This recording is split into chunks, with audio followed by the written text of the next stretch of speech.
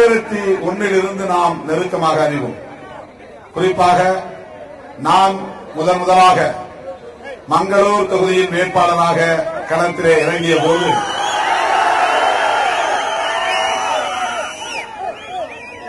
எனக்காக தேர்தல் பணி செய்தவர், நான் வெற்றி பெற வேண்டும் என்பதற்காக களப்பணி ஆற்றியவர்.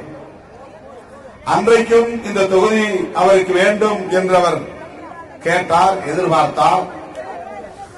ஆனால் தலைவர் கலைஞர் அவர்கள் இந்த தொகுதியை, அன்றைய மங்களூர் தொகுதியை நான் விடுதலை சிறுத்தைகளின் தலைவர் திருமாவளவனுக்காக ஒதுக்குகிறேன் என்றதும்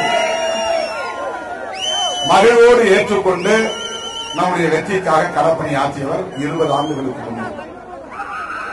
பல பேர் 20 வயதுக்கு குறைவான தம்பிகள் எல்லாம் வந்திருக்கிறீர்கள்.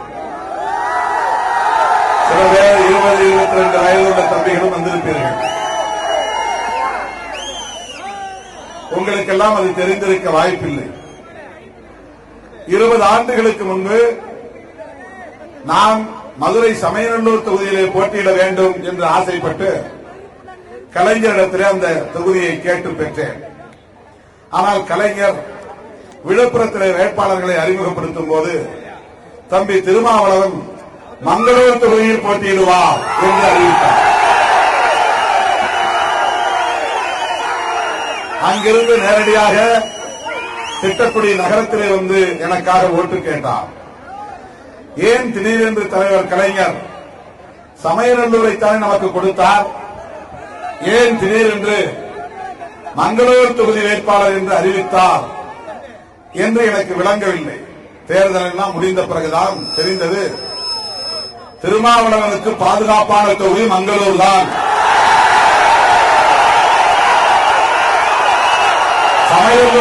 சமயநல்லூரில் என்றால் வெற்றி பெற முடியாது, மங்களூரில் நின்றால் சிறுத்தைகள் இயக்கமும் திராவிட முன்னேற்ற கழகமும் சரிசமமான வலிமையை கொண்டு இயங்கக்கூடிய ஒரு இடம். ஆகவே எத்தனை புறக்கணிப்புகள் இருந்தாலும் அதையெல்லாம் மீறி திருமாவளவன் வெற்றி பெற்று விடுவார் என்று தலைவர் கலைஞர் அவர்கள் அன்றைக்கு யோகம் செய்திருக்கிறார். அதன் பிறகுதான் அது எனக்கு தெரிய வந்தது. நான் தமிழ்நாடு முழுவதும் கூட்டணி கட்சி வேட்பாளர்களுக்காக 2001 சுற்றுப்பயணம் சென்றேன். தென் மாவட்டங்களுக்கெல்லாம் போனேன், வட மாவட்டங்களில் சுற்றினேன். கடைசியாக ஒரு 4 நாட்கள் இருக்கும்போது இந்த மாதிரி, இன்றைக்கு தேதி 2, 6ஆம் தேதி வாக்குப்பதிவு, ஒரு 4-5 நாட்கள் இருக்கும்போது வரகூர் தொகுதியில் பிரச்சாரம் செய்ய வந்தபோதுதான் நம்முடைய தோழர்கள் இனி எங்கும் செல்ல வேண்டாம், நீங்கள் மங்களூர் தொகுதியில் இருந்து பணி செய்யுங்கள் என்று சொன்னார்கள். 4 அல்லது 5 நாட்கள் தான் நான் தொகுதியிலே இருந்தேன். ஆனால் கடைசியில் 2000 வாக்குகள் வித்தியாசத்தில் நாம் வெற்றி பெறக்கூடிய வாய்ப்பை பெற்றோம். அன்றைக்கு தமிழ்நாட்டிலே 8 தொகுதிகளிலும் பாண்டிச்சேரியில் 2 தொகுதிகளிலும் நாம் போட்டியிட்டோம். ஆனால் ஒரே ஒரு தொகுதியில், மங்களூர் தொகுதியில் நாம் வெற்றி பெற்றோம். விடுதலை சிறுத்தைகள் கட்சியின் தேர்தல் அரசியல் வரலாற்றில் நாம் சந்தித்த முதல் வெற்றி மங்களூர் வெற்றி. கடலூர் மாவட்டத்தில் மங்களூர் தொகுதியில்தான் சிறுத்தைகளின் முதல் அத்தியாயம் தொடங்கியது, வெற்றியின் அத்தியாயம் தொடங்கியது. அந்த வெற்றிக்கு உச்சத்துணையாக இருந்தவர் அண்ணன் சி.ஏ. கணேசன் அவர்கள் என்பதை மகிழ்ச்சியோடு சொல்ல கடமைப்பட்டிருக்கிறேன். என்றென்றைக்கும் எத்தனை 10 ஆண்டுகள் ஆனாலும், கடந்து போனாலும், காலங்கள் உருண்டோடினாலும் அதை நாம் நன்றி உணர்வோடு சொல்ல கடமைப்பட்டிருக்கிறோம். அன்றைக்கு தனக்கு சீட்டு கிடைக்கவில்லையே என்று வருந்தி விலகி வேலை செய்யாமல் முடங்கி இருந்திருந்தால் நாம் வெற்றி பெற்றிருக்க முடியாது. நம்முடைய வாக்குகள் மட்டுமே போதாது, நாம் 100 விழுக்காடு சிறுத்தைகளின் வாக்குகளை பெற்றாலும் திராவிட முன்னேற்ற கழகத்தின் வாக்குகளையும் சேர்த்து பெறுகிற போதுதான் நமக்கு வெற்றி சாத்தியமானது. அப்படி அன்றைக்கு வளர்ந்து வரக்கூடிய ஒரு இளம் தலைவர், புரட்சியாளர் அம்பேத்கரின் கொள்கை வழியில் நடக்கக்கூடிய தலைவர், ஒடுக்கப்பட்ட மக்களுக்காக தன்னை ஒப்படைத்துக் கொண்ட ஒரு இளைஞர், அவர் வெற்றி பெறட்டும் என்று மனமுவந்து எனக்காக வீடு வீடுகளாக சென்று வாக்குகளை சேகரித்தவர்தான் அண்ணன் சி.வே. கணேசன் அவர்கள் என்பதை நன்றி உணர்வோடு இந்த நேரத்தில் நான் பதிவு செய்ய விரும்புகிறேன். ஆகவே இந்த முறை அவருடைய வெற்றி என்பது விடுதலை சிறுத்தைகளால் தான் சாத்தியமானது அவருக்கு என் உயிரின் உயிரான விடுதலை சிறுத்தைகளே, எஞ்சியுள்ள இந்த 3 நாட்களிலும் 3ஆம் தேதி, 4ஆம் தேதி, 5ஆம் தேதி 3 நாட்கள் தான் இடைவெளி இருக்கின்றன. எஞ்சியுள்ள இந்த 3 நாட்களிலும் வீதி வீதியாக சென்று, வீடு வீடாக சென்று அண்ணன் கணேசன் அவர்களுக்காக வாக்குகளை சேகரித்து அவரை குறைந்தபட்சம் 50,000 வாக்குகள் வித்தியாசத்தில் வெற்றி பெற செய்ய வேண்டும் என்று நான் கேட்டுக் கொள்கிறேன். அண்ணன் கணேசன் அவர்கள் வெற்றி பெற்றால் திருமாவளவன் வெற்றி பெற்றதாக பொருள் என்று நாம் மகிழ்ச்சியோடு சொல்ல விரும்புகிறோம். அப்படி சொல்லுவதற்கு காரணம் உண்டு. அவர் நம்மை இன்னொரு கட்சி என்று அவர் பிரித்து பார்த்ததில்லை. வேறு அணியில் இருந்த காலத்தில் கூட நம்மை தோழமையோடு பார்த்தவர், அணுக்கமாக நம்மை வைத்துக் கொண்டவர். இன்னொரு கூட்டணியில் இருக்கிறவர் என்று முகம் சுளித்து முகத்தை திருப்பிக் கொண்டு போனவர் இல்லை. நம்முடைய உறவு, நம்முடைய தலைவர், நம்முடைய மக்களுக்காக பாராட்டக்கூடியவர். நாம் திமுகவிலே இருந்தாலும் கூட விசிக தோழர்கள் நமக்கு வேண்டியவர்கள், வளர வேண்டியவர்கள், வலிமை பெற வேண்டியவர்கள், வளம் பெற வேண்டியவர்கள் என்கிற நல்லெண்ணம், உயர்ந்த எண்ணம், பரந்த உள்ளம் அண்ணன் கணேசன் அவர்களிடத்திலே உண்டு. அதை நான் பலமுறை ஒத்து கவனித்திருக்கிறேன். என்னுடைய தந்தை இறந்தபோது எல்லோரும் வந்து துக்கம் விசாரித்து விட்டு போனார்கள். 16ஆம் நாள் காரியம் நடந்தபோது அப்படியெல்லாம் காரியம் செய்வதில் எனக்கு உடன்பாடு இல்லை, விருப்பம் இல்லை என்றாலும் கூட அது கிராமத்தில் உள்ள வழக்கம். அந்த காரியம் செய்யும் போது அவர் நம்முடைய குடும்பத்தில் ஒருவர் என்கிற உணர்வோடு ஏராளமான முறுக்கு பனைகளோடு வந்தார், பலகார பனைகளோடு வந்தார். எனக்கு அதிர்ச்சியாக இருந்தது. என்னுடைய சொந்த பந்தங்கள் எல்லாம் எவ்வளவோ பேர் இருக்கிறார்கள் கடலூர் மாவட்டத்திலே. ஆனால் எல்லோரும் நெருங்கையோடு வந்து பார்த்துவிட்டு போனார்கள். இவர் குடும்பத்தில் ஒருவராக, நம்முடைய குடும்பத்தில் நம்முடைய மூத்த தந்தை ஒருவர் காலமாகிவிட்டார் என்கிற அந்த உணர்வோடு, அந்த அரசியல் பாகுபாடு எதுவும் இல்லாமல், இவர் விடுதலை சிறுத்தைகள் கட்சி, நாம் திமுக, நாம் ஏன் இவரிடத்திலே இணக்கமாக காட்டிக்கொள்ள வேண்டும், அணுக்கமாக காட்டிக்கொள்ள வேண்டும் என்றெல்லாம் கருதாமல் அவ்வளவு புரிந்துணர்வோடு, பொறுப்புணர்வோடு, நட்புணர்வோடு, தோழமை உணர்வோடு, சொந்தம் என்கிற அந்த உணர்வோடு அந்த நிகழ்விலே பங்கேற்றதை நான் இன்றைக்கும் எண்ணி பார்க்கிறேன். எப்போதுமே நாமும் வளர வேண்டும், அதாவது விடுதலை சிறுத்தைகள் கட்சியும் வளர வேண்டும், தானும் பாதிக்கப்பட்டுவிடக் கூடாது என்ற அந்த பொறுப்புணர்வோடுதான் நம்மிடம் பழகுவார். சில தம்பிகள் இந்த இடத்திலே குணசேகரன் போன்றவர்கள் வந்து திட்டக்குடி தொகுதியை ஏன் வாங்கவில்லை என்று வருத்தமாக சொன்னார்கள். சில தோழர்கள் அண்ணன் கணேசனுக்காக விட்டுக் கொடுத்து விட்டீர்களா என்றெல்லாம் கேட்டார்கள். அவரும் நம்மிடத்திலே அதை வலியுறுத்தவில்லை. நாமும் அவருக்கு விட்டுக் கொடுக்க வேண்டும் என்று கருதவில்லை. திராவிட முன்னேற்ற கழக தலைவர் கலைஞர் அவர்கள் நமக்கு கொடுத்த தொகுதி 6, அதிலே 2 பொது தொகுதி வேண்டும் என்று நாம் கேட்டு பெற்றுக் கொண்டோம். மிச்சம் இருக்கிற 4 தொகுதிகள் தனி தொகுதிகள். ஒரு மாவட்டத்தில் ஒரு தொகுதிதான் ஒரு கூட்டணி கட்சிக்கு தர முடியும். அப்படி தருவதுதான் நியாயமும் கூட. காட்டுமன்னார்குடியை நமக்கு தந்துவிட்டதால் இரண்டாவது தொகுதி திட்டக்குடியையும் நமக்கு எப்படி தர முடியும் என்கிற கேள்வி இயல்பாக எழுகிறது. ஆகவே அவரும் நம்மிடத்தில் கோரிக்கை வைக்கவில்லை, நாமும் இரண்டாவது தொகுதியாக இதை தர வேண்டும் என்று கட்டாயப்படுத்தவில்லை. பரவலாக 4 தொகுதிகளில் நின்றால்தான் நமக்கு மற்ற தோழர்களுக்கும் வாய்ப்பு கொடுக்க முடியும். ஆகவேதான் வானூரை பெற்றோம், செய்யூரை பெற்றோம், அரக்கோணத்தை பெற்றோம். 4 தனி தொகுதிகள். நமக்கு ஒருவேளை கொடுத்திருந்தால் கூட வருத்தம் இல்லாமல், மன வலி இல்லாமல் நம்முடைய வெற்றிக்கு பாடுபடக்கூடிய பரந்த உள்ளம் கொண்டவர் அண்ணன் கணேசன் அவர்கள். அதை சொல்வதற்காகத்தான் நான் இதை குறிப்பிடுகிறேன். அப்படிப்பட்ட ஒரு பெருந்தன்மை அவரிடத்திலே உண்டு. அவருடைய உழைப்புக்கு, அவருடைய பங்களிப்புக்கு அண்ணன் தளபதி அவர்கள் அவரை அங்கீகரித்து இந்த தொகுதியிலே மீண்டும் அவரை போட்டியிடுவதற்கு வாய்ப்பளித்திருக்கிறார். அவருக்கு வாய்ப்பளித்திருக்கிறார். இந்த முறை அவர் வெற்றி பெற்றால் நம்முடைய தொகுதி வேட்பாளர் அண்ணன் கணேசன் அவர்கள் கட்டாயமாக அண்ணன் தளபதி ஸ்டாலின் அவர்களின் அமைச்சரவையிலே இடம்பெறுவார். அந்த நம்பிக்கை எனக்கு இருக்கிறது. அப்படி அவர் அமைச்சர் ஆனால் நம்முடைய நலன்களுக்கு அவர் மிகப்பெரிய அளவிலே பாதுகாப்பாக இருப்பார், உதவியாக இருப்பார், துணையாக இருப்பார். ஒரு எளிய குடும்பத்திலே பிறந்தவர், ஒரு சாதாரண குடும்பத்திலே பிறந்தவர், ஒரு ஏழை குடும்பத்திலே பிறந்தவர், இந்த குக்கிராமத்திலே பிறந்தவர், எல்லா சமூகத்தின் நன்மதிப்பையும் பெற்று நல்ல இணக்கத்தோடு அனைவரோடும் பழகி அனைத்து சமூக மக்களின் ஆதரவையும் பெற்று இன்றைக்கு ஒரு கல்வி தந்தையாகவும் விளங்குகிறார். மிகப்பெரிய ஒரு கல்வி நிறுவனத்தையும் நடத்துகிறார்.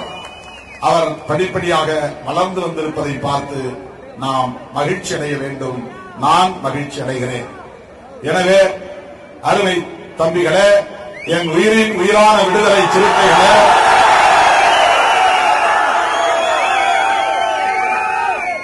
இந்த தொகுதி விடுதலை சிறுத்தைகளுக்கு முதலாக வெற்றியை கொடுத்த தொகுதி. விடுதலை சிறுத்தைகளின் அரசியல் வரலாற்றில் முகவுரை எழுதிய தொகுதி, முன்னுரை எழுதிய தொகுதி. இந்த தொகுதியை நாம் எக்காரணத்தை முன்னிட்டும் சனாதன சக்திகளிடம் பறிகொடுத்துவிடக் கூடாது.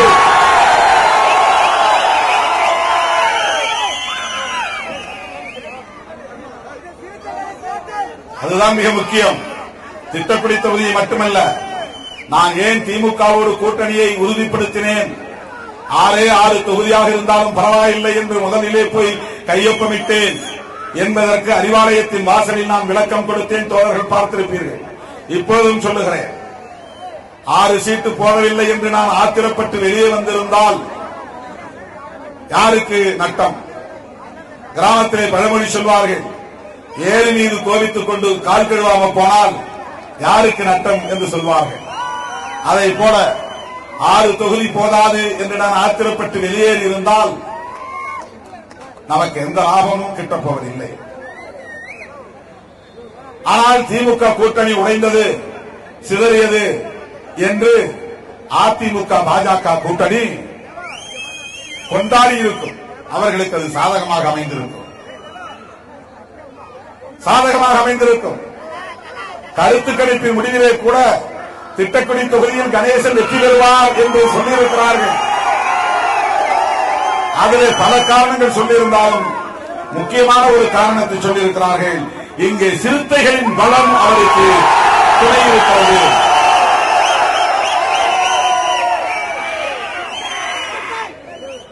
தோழர்களே, 6 தொகுதிகளை பெற்றுக் கொண்ட அறிவாலயத்தில் இன்று நான் சொன்ன பதில் என்னவென்றால், சிறுத்தைகளுக்கு எத்தனை இடம் என்பது பிரச்சனை அல்ல.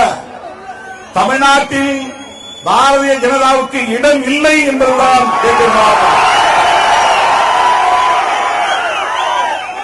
திட்டக்குடியில் மட்டுமல்ல, தமிழ்நாட்டில் போட்டியிடுகிற 20 தொகுதிகளிலும் பாரதிய ஜனதா கட்சி டெபாசிட் இழக்க வேண்டும். ஒரு இடத்தில் கூட வெற்றி பெற வாய்ப்பில்லை. மோடி வந்தாலே போதும் பிஜேபி தோற்று போகும். மோடி அடிக்கடி வர வேண்டும். பாரதிய ஜனதா கட்சி மிகவும் ஆபத்தான ஒரு கட்சி. காங்கிரஸை போல, கம்யூனிஸ்ட் கட்சிகளை போல, திமுகவை போல, நமது விசிகாவை போல அது சராசரியான அரசியல் கட்சி அல்ல. அது மிகவும் ஆபத்தான பயங்கரவாத கொள்கையை கொண்ட கட்சி. சாதி அமைப்பு அப்படியே இருக்க வேண்டும் என்று விரும்புகிற கட்சி. தீண்டாமை அப்படியே தொடர வேண்டும் என்று விரும்புகிற கட்சி. மேல் சாதி கீழ் சாதி என்கிற வேறுபாடுகள் தொடர வேண்டும் என்று விரும்புகிற கட்சி. என்றைக்காவது பாஜக காரன் சாதியை ஒழிப்போம் என்று பேசியிருக்கிறானா? சாதி ஒழிப்பை ஏற்றுக்கொள்வானா? சமூக நீதியை விரும்புவானா? சமத்துவத்திற்கு குரல் கொடுப்பானா? பெண்ணுரிமைக்கு குரல் கொடுத்திருக்கிறானா? ஆணவ கொலைகளை தடுக்க வேண்டும் என்று பேசியிருப்பானா? எத்தனை முறை சேரிகள் தாக்கப்பட்டிருக்கின்றன என்றைக்காவது ஒரு நாள் அந்த சாதிய வன்கொடுமைகளை கண்டித்திருக்கிறானா? சாலை வசதி கேட்டு போராடி இருக்கிறானா? குடிநீருக்காக போராடி இருக்கிறானா? விவசாயிகளின் நலன்களுக்காக குரல் கொடுத்திருக்கிறானா? விவசாயிகள் பெற்ற கடன்களை தள்ளுபடி செய்ய வேண்டும் என்று சொல்லி இருக்கிறானா? தொழிலாளர்கள் நலன்களுக்காக பேசியிருக்கிறானா? பாஜக காரர்கள் ஒருபோதும் மக்களின் அடிப்படை பிரச்சனைகளை பேச மாட்டார்கள். அவன் நீ இந்து, அவன் முஸ்லிம், இவன் கிறிஸ்டியன் என்று மத வெறுப்பைத்தான் பேசுவார்கள். அவர்கள் அம்பேத்கருக்கு எதிரி. உண்மையான அம்பேத்கரியவாதிகள் யாரும் மனசாட்சி இருந்தால், அம்பேத்கர் கொள்கைகளை உள்வாங்கி இருந்தால், உண்மையான ஒரு அம்பேத்கரிஸ்டாக இருந்தால் ஒருவனும் பிஜேபியை ஏற்றுக்கொள்ள மாட்டான். அதற்கு வாய்ப்பே கிடையாது. பிஜேபியை ஏற்றுக்கொள்ளுகிற ஒருவன் அம்பேத்கர் பெயரை உச்சரிப்பதற்கு கூட தகுதி இல்லை. நான் அகில இந்திய அளவில் சொல்லுகிறேன். பிஜேபியோடு கூட்டணி வைத்தாலும் சரி, பிஜேபி கட்சியிலே சேர்ந்தாலும் சரி, எனக்கும் பிஜேபிக்கு என்ன சம்பந்தம்? நான் ஏன் பிஜேபியை எதிர்த்து பேச வேண்டும்? காரணம், நான் அம்பேத்கரின் மாணவன் என்பதுதான். நம்மை எல்லாம் மனிதர்களாய் தலைமை வர வைத்த நம்முடைய மகத்தான தலைவர் புரட்சியாளர் அம்பேத்கர் அவர்கள் எழுதி வகுத்தளித்து தந்த அரசியலமைப்பு சட்டம் நமக்கு சமூக நீதியை வழங்குகிறது, சுதந்திரத்தை வழங்குகிறது, சகோதரத்துவத்தை நிலைநாட்ட துடிக்கிறது, சமத்துவத்தை வென்றெடுக்க வழிகாட்டுகிறது. அதனால் பிஜேபி காரனுக்கு பிடிக்காத ஒரே சட்டம் அம்பேத்கர் எழுதிய அரசமைப்பு சட்டம் தான். அவருக்கு தனிப்பட்ட கொள்கை எதுவும் இல்லை. பிஜேபியின் கொள்கை RSS கொள்கை தான். RSS புரிந்து கொண்டால் பிஜேபியை புரிந்து கொள்ள முடியும். RSS காரனுக்கு தலித் மக்களின் மீது திடீரென்று என்ன பாசம் வந்துவிட்டது என்றால், தலித் மக்கள் தான் பெரும்பான்மையாக கிறிஸ்தவத்துக்கு மாறுகிறார்கள், மதம் மாறுகிறார்கள், அல்லது இஸ்லாத்துக்கு மதம் மாறுகிறார்கள். இப்படி மதம் மாறுவதால் இந்து சமூகத்தின் எண்ணிக்கை பலம் குறைகிறது. அதனால் இவர்களை விடக்கூடாது. எனவே தலித் சமூகத்தில் செல்லா காசாக இருக்கக்கூடியவர்களை எல்லாம் தேடி தேடி பொறுக்கி பொறுக்கி பிஜேபியை பொறுப்பு தருகிறார்கள். நீங்க கூட போனா நாளைக்கு உங்களுக்கு ஒரு மாநில பொறுப்பு கொடுப்பான். யார் போனாலும் கொடுப்பான். யார் போனாலும் கொடுப்பான். சில தம்பிகள் என் தோல்வியில் உட்கார்ந்து வளர்ந்த தம்பிகள் அப்படி அற்ப ஆசைக்காக வெளியேறிய வரலாறு உண்டு.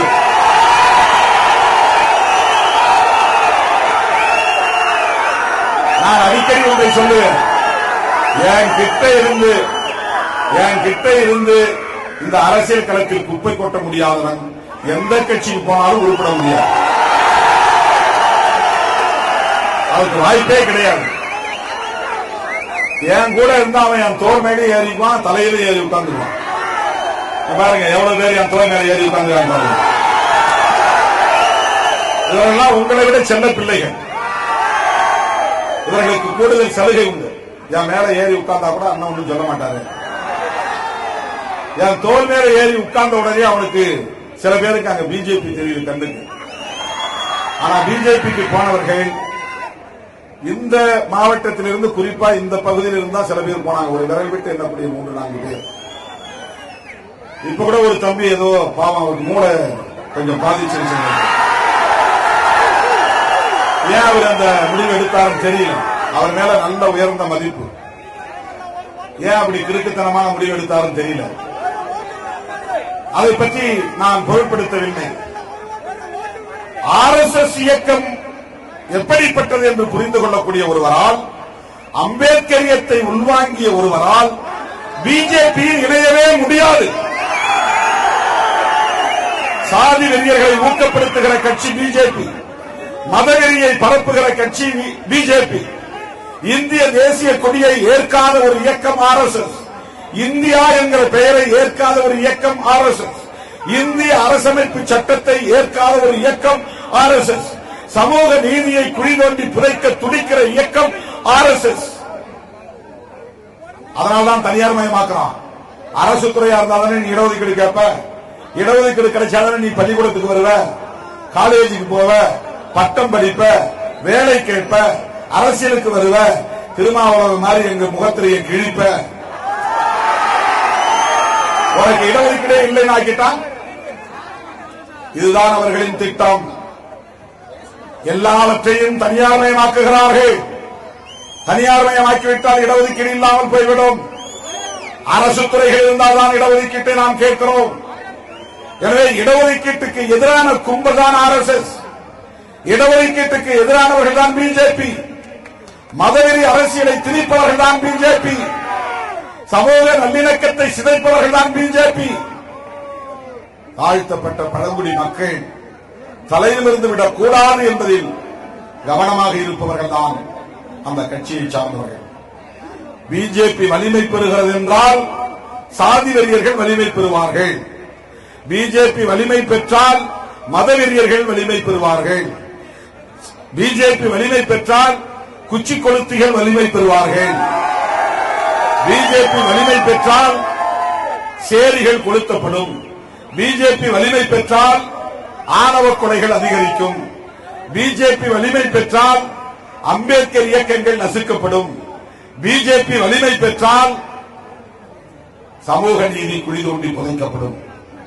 இதையெல்லாம் தடுத்து இந்த நாட்டை காப்பாற்ற வேண்டுமானால், தமிழ் மொழியை காப்பாற்ற வேண்டுமானால் மதசார்பற்ற முற்போக்கு கூட்டணி வெற்றி பெற வேண்டும். திராவிட முன்னேற்ற கழக தலைவர் அண்ணன் தளபதி ஸ்டாலின் அவர்கள் ஆட்சி அதிகாரத்தில் அமர வேண்டும். இது விடுதலை சிறுத்தைகளின் விருப்பம் மட்டுமல்ல, காங்கிரஸ், இடதுசாரிகள் உள்ளிட்ட தோழமை கட்சிகளின் விருப்பம். ஏனென்றால் இப்ப கோவில்கள்ல சமஸ்கிருதத்தை திணிக்கிறான், எல்லா பள்ளிக்கூடங்களிலும் இந்தியை கொண்டு வரான். இன்னைக்கு நாம தமிழ் பேசிட்டு இருக்கிறோம். பிஜேபி இங்க வந்துட்டா தமிழ்நாட்டுக்கு அவன் என்ன பேர் வைப்பேன்னு சொல்றான் தெரியுமா? தமிழ்நாட்டு பேரை மாற்றி தட்சிண பிரதேசம் மாத்த போறான். வடக்கே இருக்கிற மாநிலத்துக்கு உத்தர் பிரதேஷ், உத்தர்னா வடக்கு, பிரதேசம்னா மாநிலம், உத்தர் பிரதேஷ். தமிழ்நாட்டு தட்சிண பிரதேசம், தட்சிணம்னா தெற்கு, தட்சிணாமூர்த்தினா தென்னவன் அர்த்தம். தக்கான பூமி அப்படின்னா தெற்கே இருக்கிற நிலம் அப்படின்னு அர்த்தம். தட்சிண பிரதேசம்னா தெற்கே இருக்கிற மாநிலம். இதுக்குதான் நல்ல தமிழ் பேர் வச்சிருக்கிறோமே, தமிழ்நாடுன்னு. அப்புறம் ஏன் மாத்திரம் தமிழை அழிக்க பார்க்கிறார்கள், இந்தியை திணிக்க பார்க்கிறார்கள். நமது பேர பிள்ளைகள் எல்லாம் இந்தி பேசக்கூடிய பிள்ளைகளாக மாற வேண்டும் என்பதுதான் அவர்களின் கனவு திட்டம். இப்ப நமக்கெல்லாம் இந்தி தெரிஞ்சிருந்தா மோடி வந்து இந்தியிலே பேசி நம்ம எல்லாம் மயக்கிருப்பார். அவர் ஒரு மாய்மால வித்தைக்காரர், மோடி வித்தைக்காரர், மோடி மஸ்தான். நல்ல வேளை அந்த ஆளுக்கு தமிழும் தெரியல, நல்ல வேளை நமக்கு இந்தியும் தெரியல. அதனால்தான் தமிழ்நாட்டில் அவர் ஜம்பம் பலிக்கல. ஒருவேளை நாமெல்லாம் இந்தி கற்று நம்முடைய அப்பா காலத்துல இந்தி படிச்சு நாமும் இந்தி பேசக்கூடிய நிலையில வளர்ச்சி அடைந்திருந்தா இன்னைக்கு தமிழ்நாட்டில் மோடி காலூன்றி இருப்பார், பெரிய சக்தியா மாறி இருப்பார். இன்றைக்கு பிஜேபி தமிழ்நாட்டில் வளர முடியாமல் இருப்பதற்கு காரணம் நம்முடைய மொழி உணர்வுதான், இன உணர்வுதான், தமிழ் தேசிய உணர்வுதான். தமிழ் மொழியை காத்த காரணத்தினால்தான் அந்த காப்பரன்களாக விளங்கிய பெரியாருக்கு எதிராக அவமதிப்பு செய்கிறார்கள். காப்பரன்களுக்கு எதிராக பேரறிஞர் அண்ணாவின் சிலைக்கு கள்ளக்குறிச்சி மாவட்டத்தில் கச்சிராப்பாளையம் அருகே மாதவச்சேரி என்கிற இடத்தில் சிலையை சுற்றி வைக்கப்பட்டிருந்த துணியில் தீ வைத்திருக்கிறார்கள். முன்னெல்லாம் அம்பேத்கர் சிலையை அவமதிப்பார்கள். இப்ப பெரியார் சிலை, அண்ணா சிலையையும், ஏன் ஐயன் திருவள்ளுவர் சிலையையும் அவமதிக்கிற நிலை வந்திருப்பதற்கு காரணம் அதிமுக பாமக முதுகிலே ஏறி பாஜக இங்கே சவாரி செய்வதுதான் காரணம்.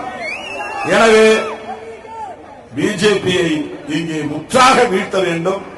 அவன் 20 தொகுதியில் நிற்கிறான் நினைக்கக்கூடாது.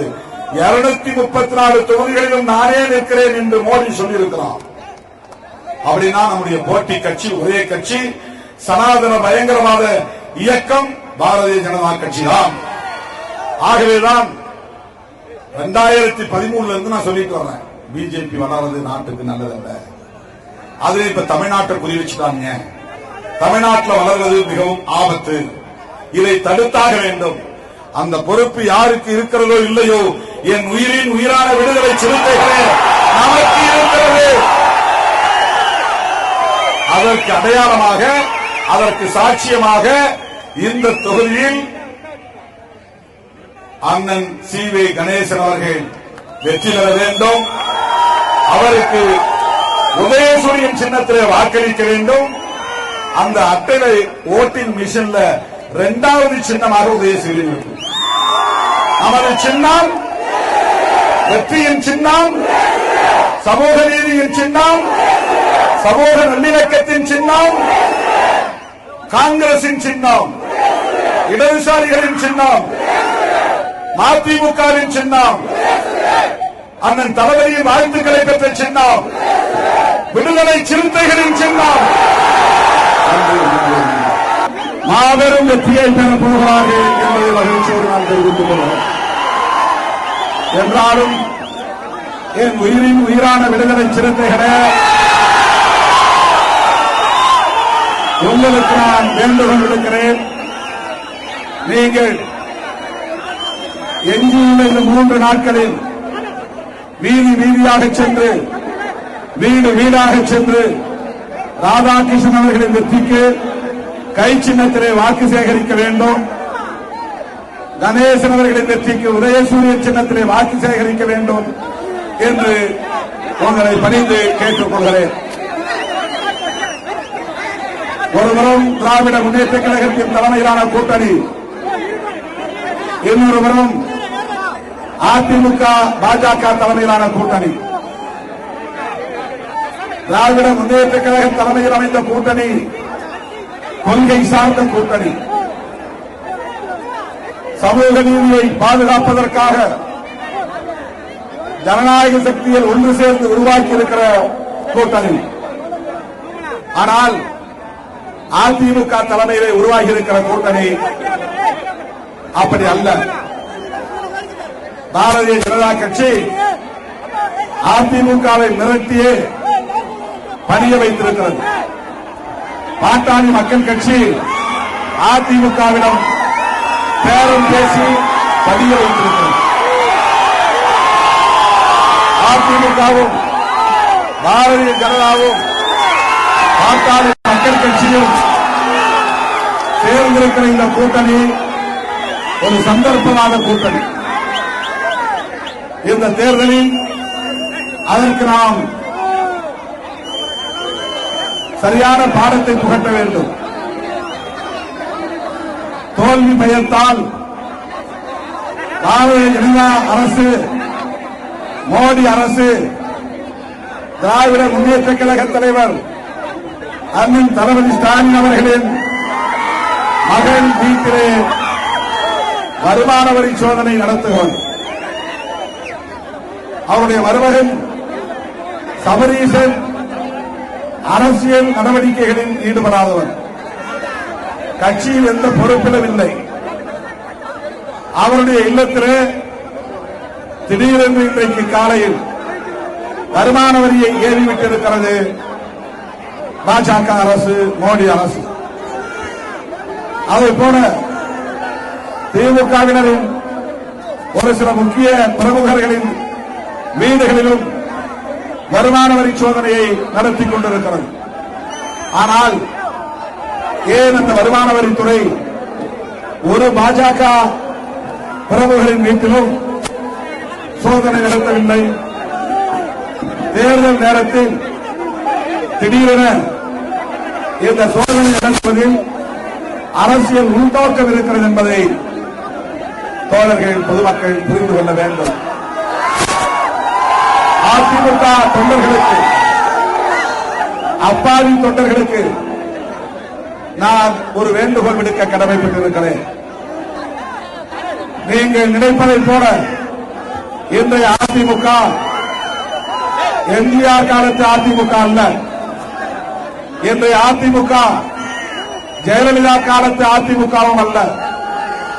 எடப்பாடி காலத்து அதிமுக மோடியின் கட்டுப்பாட்டில் சிக்கி உழலுகிற அதிமுக. சொல்ல போனால் பாரதிய ஜனதாவின் பினாமி கட்சியாக இன்றைக்கு அதிமுக செயல்பட்டுக் கொண்டிருக்கிறது. ஆகவே அதிமுக எம்ஜிஆர் காலத்து அதிமுக அல்ல, ஜெயலலிதா காலத்து அதிமுக அல்ல. நீங்கள் அதிமுகவுக்கு அளிக்கிற ஒவ்வொரு ஓட்டும் பிஜேபிக்கு போடுவதாகத்தான் பொருள். அதேபோல இந்த தொகுதியில் அன்பு சகோதரர் ராதாகிருஷ்ணன் அவர்களை எதிர்த்து நிற்கிற சின்னம்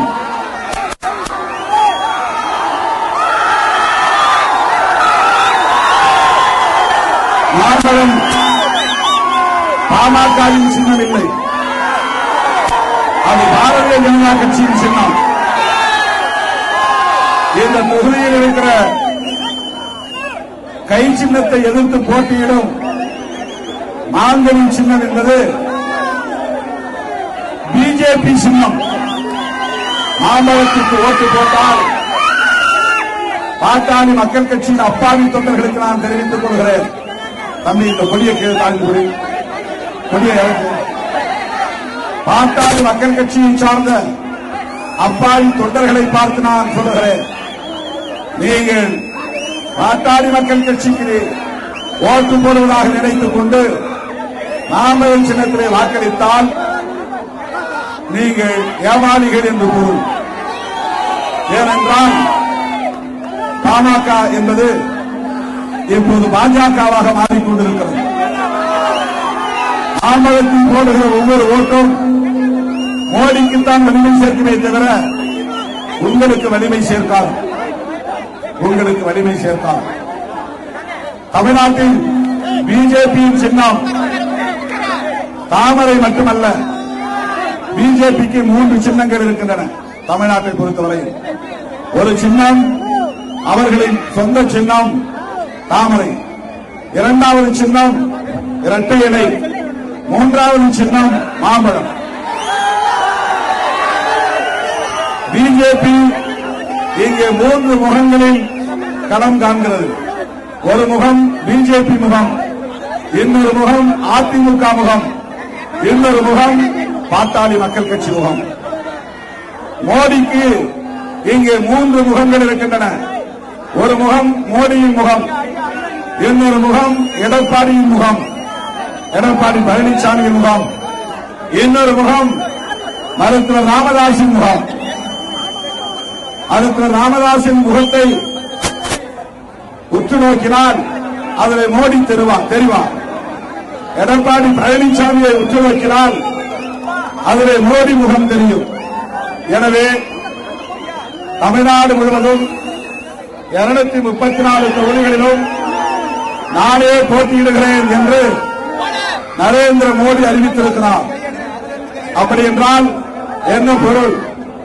நானே போட்டியிடுகிறேன் என்று சொன்னால் அவர் 20 தொகுதிகளில் மட்டும் போட்டியிடவில்லை, 234 தொகுதிகளிலும் பிஜேபி தான் போட்டியிடுகிறது என்பதை மறைமுகமாக ஒப்புக்கொள்கிறார்.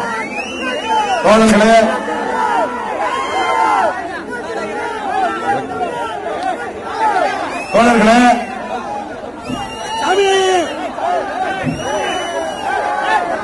பிஜேபியை தமிழ்நாட்டில் வளர விடுவது ஆபத்து. அதனால்தான் பிஜேபியை விரட்டியடிக்க வேண்டும் என்பதால்தான் திராவிட முன்னேற்ற கழக தலைவர் அண்ணன் தளபதி ஸ்டாலின் அவர்கள் 5 ஆண்டுகளுக்கு முன்பு காங்கிரஸ், இடதுசாரிகள் மற்றும் விடுதலை சிறுத்தைகள் உள்ளிட்ட கட்சிகளை இணைத்து இந்த மதசார்பற்ற முற்போக்கு கூட்டணியை அமைத்தார். நாம் 5 ஆண்டுகளாக நீட் தேர்வை எதிர்த்து போராடி இருக்கிறோம். ஹைட்ரோ கார்பன் திட்டங்களை எதிர்த்து போராடி இருக்கிறோம். மாநில உரிமைகளுக்காக போராடி இருக்கிறோம். மருத்துவக் கல்வி மாணவர்களுக்கான மத்திய தொகுப்பில் ஓபிசி மாணவர்களுக்கு இடஒதுக்கீடு கேட்டு போராடி இருக்கிறோம். என்எல்சி போன்ற பொதுத்துறைகளில் தமிழ்நாட்டு மாணவர்களுக்கு முன்னுரிமை அளிக்க வேண்டும் என கேட்டு போராடி இருக்கிறோம். காவிரி நீர் ஆட்சி உரிமைக்காக போராடி இருக்கிறோம். கடைசியாக மோடி கொண்டு வந்த முக்கியமான 2 சட்டங்களை எதிர்த்து திமுக, காங்கிரஸ் உள்ளிட்ட தோழமை கட்சிகள் போராட்ட களத்தில் கைகோர்த்திருக்கிறோம். குறிப்பாக சிஏஏ என்கிற குடியுரிமை திருத்த சட்டத்தை திரும்பப் பெற வேண்டும் என்று வலியுறுத்தி போராடி இருக்கிறோம். புதிய வேளாண் சட்டங்களை திரும்பப் பெற வேண்டும் என்று வலியுறுத்தி போராடி இருக்கிறோம். அருமை தோழர்களே, பாரதிய ஜனதா கட்சியை தமிழ்நாட்டுக்குள் நுழைய விடாமல் தடுத்து விரட்டியடிக்க வேண்டும் என்பதற்காகத்தான் அண்ணன் தளபதி ஸ்டாலின் அவர்களின் தலைமையில் விடுதலை சிறுத்தைகள் கட்சி இந்த கூட்டணியில் இடம்பெற்றிருக்கிறது. 6 தொகுதிகளில் போட்டியிடுகிறது. கொஞ்சம் அமைதி. நாம் கூச்சல் போடக்கூடாது, கவனமாக இருக்க வேண்டும், எச்சரிக்கையாக இருக்க வேண்டும், ஏமாந்துவிடக் கூடாது. நம்மை எல்லாம் மனிதர்களாய் தலைவர் வைத்த நம்முடைய மகத்தான தலைவர் புரட்சியாளர் அம்பேத்கர் அவர்கள் அரசியலமைப்பு சட்டத்தை பாதுகாக்க வேண்டும்.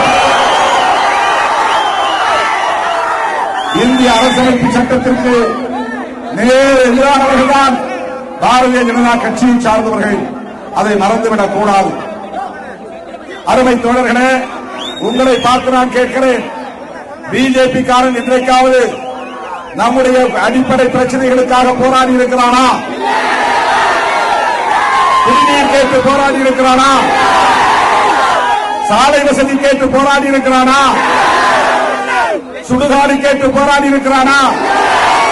சுடுகாடு இருந்தாலும் சுடுகாட்டு பாதை இல்லை, சுடுகாட்டு பாதை கேட்டு போராடி இருக்கிறானா?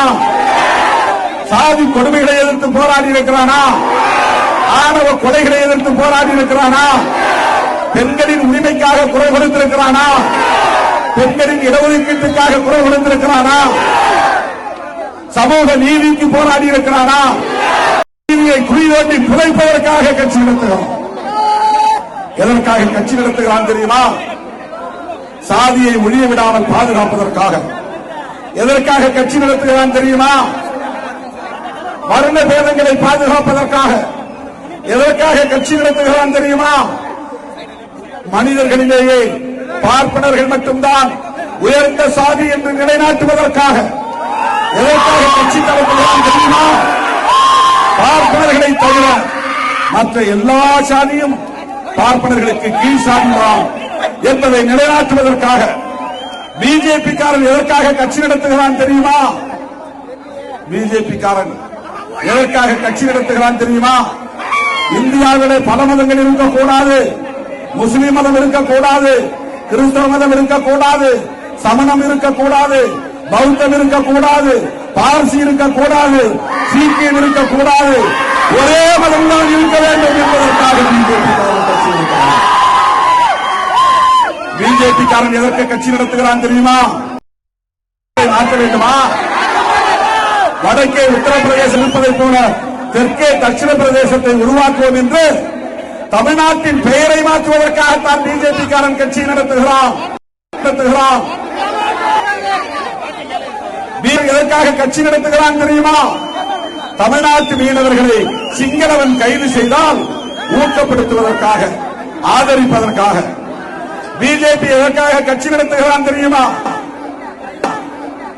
ஈழத் தமிழர்களின் பிஜேபி தமிழ்நாட்டில் தமிழ்நாட்டுக்காரனுக்கு வேலை வாய்ப்பு கொடுக்க கூடாது, வட இந்தியர்களுக்கே வேலை வாய்ப்பு தர வேண்டும். இது தமிழ்நாடு என்பது உரித்தானது என்கிற நிலையை மாற்றி இந்தியாவை சார்ந்த வட இந்தியாவை சார்ந்தவர்களும் தமிழ்நாட்டிலே வேலை வாய்ப்புக்கு வந்து இங்கேயே குடியிருக்க வைப்பதற்காக பிஜேபி காரன் எதற்காக கட்சி நடத்துகிறான் தெரியுமா? எல்லாவற்றையும் விட அவன் ஒரே கட்சி ஒரே ஆட்சி, மாநில கட்சிகளை எல்லாம் ஒழித்துவிட்டு அதிமுகவையும் ஒழிக்க வேண்டும், திமுகவையும் ஒழிக்க வேண்டும், ஏன் தூக்கி கொண்டாடுகிற மாம்பழ கட்சியையும் ஒழிக்க வேண்டும். இந்தியா மாநில கட்சியாகவும் பிஜேபி மட்டும்தான் இருக்க வேண்டும் என்பதற்காக ஒரே தேசம் ஒரே கலாச்சாரம், ஒரே தேசம் ஒரே மதம், ஒரே தேசம் ஒரே மொழி, ஒரே தேசம் ஒரே கட்சி, ஒரே கட்சி ஒரே ஆட்சி, இந்தியா என பெயர் சூட்ட பிஜேபி காரர்களுக்காக கட்சி நடத்துகிறான் தெரியுமா? முஸ்லிம்களை மிரட்டி இந்துவாக மாற்ற. பிஜேபி காரன் எதற்காக கட்சி நடத்துகிறான் தெரியுமா? கிறிஸ்தவர்களை மிரட்டி அவர்களை இந்துவாக மாற்ற. முஸ்லிம் வெறுப்பை பரப்ப, கிறிஸ்தவ வெறுப்பை பரப்ப, மத வெறியை தூண்ட, சாதி உணர்வை தூண்ட, சமூக நல்லிணக்கத்தை சிதைக்க, சமுதாய ஒற்றுமையை பாழ்படுத்த, இதற்காகத்தான் பிஜேபி காரன் கட்சி நடத்துகிறார். போராட மாட்டார். உனக்கும் எனக்கும் உனக்கும் எனக்கும் உணவு, நல்ல உணவு கிடைக்கவே போராட மாட்டார். நீ என்ன கறி தின்ன வேண்டும் என்பதை அவரே தீர்மானிக்கிறான். உலகத்தில் 90% பேர் மாட்டுக்கறி தின்கிறார்கள். மாட்டுக்கறி தின்னாமல் உலகத்தில் யாருமே இல்லை. உலகத்தில் பெரும்பகுதி புரோட்டீன் சத்து மாட்டுக்கறியிலிருந்துதான் மனித குலத்துக்கு கிடைக்கிறது. ஐரோப்பிய நாடுகளாக இருந்தாலும், அமெரிக்க நாடாக இருந்தாலும், கனடாவாக இருந்தாலும், ஆஸ்திரேலியாவாக இருந்தாலும், எல்லா நாடுகளிலும் மாட்டுக்கறி தின்கிற கலாச்சாரம் இருக்கிறது. ஆனால் இங்கே இருக்கிற பிஜேபி காரன் நீ மாட்டுக்கறி தின்னக்கூடாது என்று வீட்டுக்குள்ளே புகுந்து அடிக்கிறான். இதுதான் பிஜேபி காரன் கட்சி நடத்துவதற்கு காரணம். நீ விரும்பிய உணவை உண்ண முடியாத அவன் வளர்ந்தான். நீ விரும்புகிற உடையை உடுத்த முடியாத அவன் வலிமை பெற்றான். நீ பேசுகிற தமிழை பேச முடியாத அவன் வலிமை பெற்றான். உனக்கு கிடைக்கிற வேலை வாய்ப்பு உரிமை கிடைக்காது, பிஜேபி வலிமை பெற்றான். ஆகவேதான் தமிழ்நாட்டில் அவன் பிஜேபி காரன் போட்டியிடக்கூடிய 20 தொகுதிகளில் மட்டுமல்ல, அதிமுக உட்பட பாமக உட்பட அந்த கூட்டணி கட்சிகள் ஒரு இடத்தில் கூட வெற்றி பெறக்கூடாது. விருத்தாசலத்தில் பாமக வெற்றி பெற்றால் வெற்றி பெறுகிற உறுப்பினர் பாமக காரனாக இருக்க முடியாது, அவர் பிஜேபியாகத்தான் மாறுவார். அதுதான் யதார்த்தமான உண்மை. ஆகவே தமிழ்நாட்டின் நலன் காக்க, தமிழ் மொழியின் நலன் காக்க, மாநில உரிமைகளை மீட்க, ஏழை எளிய ஒடுக்கப்பட்ட மக்களின் உரிமைகளை பாதுகாக்க, இடஒதுக்கீடு என்கிற சமூக நீதியை பாதுகாக்க, நம்மை எல்லாம் வீரர்களாய் தலைவர் வைத்த நம்முடைய புரட்சியாளர் அம்பேத்கர் அவர்கள் வகுத்தளித்த புதிய இந்தியாவை கட்டமைப்பதற்காக வகுத்தளித்த இந்திய அரசமைப்பு சட்டத்தை பாதுகாக்க ஒரே தீர்வு, ஒரே தீர்வு. திராவிட முன்னேற்ற கழக தலைவர் தளபதி ஸ்டாலின் அவர்கள் தமிழ்நாட்டின் முதலமைச்சராக வர வேண்டும். அதற்கு 6 தொகுதிகளிலும் நாகப்பட்டினம், காட்டுமன்னார் கோவில், வானூர், செய்யூர், திருப்போரூர், அரக்கோணம் 6 தொகுதிகளிலும் திமுக தொண்டர்கள் தமிழக வாழ்வுரிமை கட்சியின் தொண்டர்களும் தீவிரமாக பணியாற்றுகிறார்கள். திமுக நம்முடைய சின்னத்தை வீதி வீதியாக கொண்டு போய் சேர்க்கிறார்கள். நம்முடைய வேட்பாளர்கள் வெற்றி பெறுவதற்காக அல்லும் பகலும் உழைக்கிறார்கள். தளபதி ஸ்டாலின் அவர்களின் கட்டளையை ஏற்று சிறப்பாக பணியாற்றிக் கொண்டிருக்கிறார்கள். காங்கிரஸ்காரர்களின் உழைப்பு நம்முடைய வெற்றிக்கு பயன்படுகிறது. ஆகவே வெற்றி பெற வேண்டும். நமது சின்னம், நமது சின்னம். அதே போல திட்டக்குடி தொகுதியில் அண்ணன் கணேசன் அவர்களின் சின்னம், கணேசன் அவர்களின் சின்னம் 5 விரலையும் ஒரு சேர இணைத்தால் ஆசி வழங்கும் கை, விரல்களை அகற்றி பிடித்தால் நாட்டை ஆளும் சூரியன். நினைவில் வைத்துக் கொள்ளுங்கள். திட்டக்குடியிலே சூரியன் சித்திரை அண்ணன் ராதாகிருஷ்ணன் அவர்களுக்கு கை சின்னத்திலே வாக்களிக்க வேண்டும். மறுபடியும் கடைசியாக வேண்டுகோள் விடுக்கிறேன். என் உயிரின் உயிரான விடுதலை சிறுத்தைகளே, 3 நாட்கள் இடைவெளியுள்ளன. வீதி வீதியாக செல்லுங்கள், வீடு வீடாக செல்லுங்கள், கை சின்னத்திற்கு வாக்கு சேகரியுங்கள்.